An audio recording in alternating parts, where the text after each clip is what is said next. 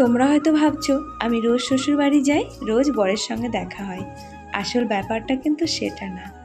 আসল ব্যাপার হলো এটাই যে আমি যেই দিন শ্বশুর বাড়ি যাই ঠিক সেই দিনই ভিডিও করি। এতদিন ছেলের যে পরীক্ষাগুলো হয়েছে তার খাতাগুলো আজ দিয়েছে। ছেলে ও বাড়িতে এখনো ঘুমাচ্ছে।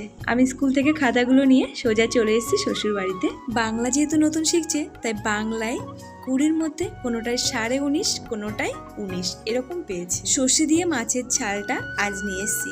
আর এক পিস শঙ্কর মাছ কালকের ছিল, ওটা গরম করলাম।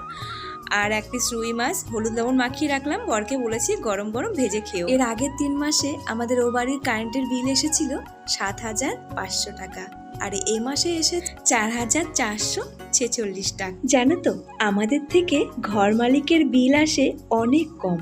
কেন এরকম হয় সেটা আমরা বুঝতে পারি না। যাই হোক, আজকে ভিডিওটা একটু